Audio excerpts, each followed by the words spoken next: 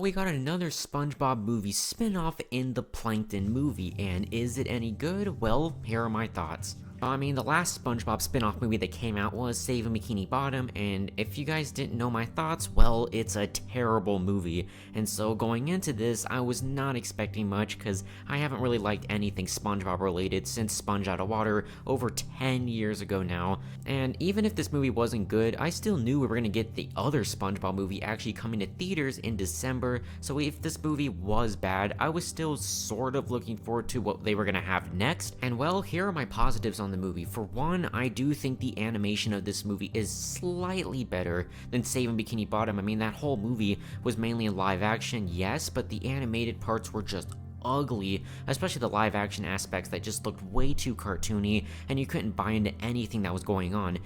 I also will say that the voice acting is really good in this movie, especially from all the characters. I mean, not everyone makes an appearance in the movie. This is mainly a Plankton movie, and Mr. Lawrence does always a great job in Plankton's role, but my favorite part about this film was how much they made fun of Plankton's plan. You know, him always trying to steal the secret formula.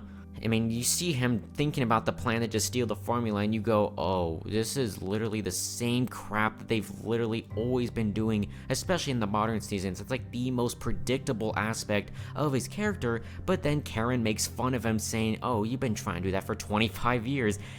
And I love how they're poking fun at that. Like, I feel like the people making SpongeBob are very aware that that concept of him always trying to take the formula is super formulaic and predictable. I liked how they ended it in Sponge Out of Water with him realizing that it was selfish, and then in the modern season they just kind of went back to him stealing it again, and it starts to make his character feel unoriginal, but when you actually poke fun at it, I actually really liked it. The negatives, did I say this was a good movie? No. There are problems, like the story is very straightforward and predictable. Like, the main goal of the movie is basically Plankton. He's trying to stop Karen, and then when he does, they both want to rule the world together, and then when you finally see that happen, boom, the runtime just hits the film, and then, oh, we gotta end the movie.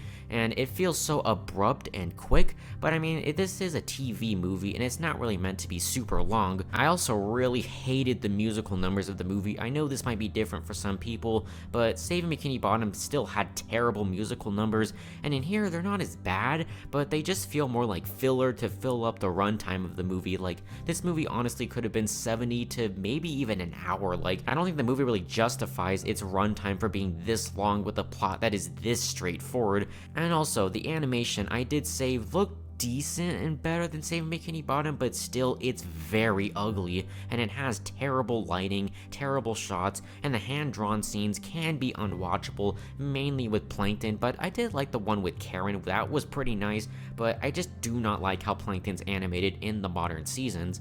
And the movie felt like a bit of a rehash from other SpongeBob works, like with Plankton working with SpongeBob again, and them trying to save Bikini Bottom again, which is something they've done in like 4 SpongeBob movies at this point. The whole thing with Plankton and SpongeBob, they teamed up in Sponge Out of Water, and they've teamed up multiple times in the show, especially in the earlier seasons, which that's something that's my biggest issue with SpongeBob, is that it just feels like they were running out of ideas, and they don't really know what else to do with this brand.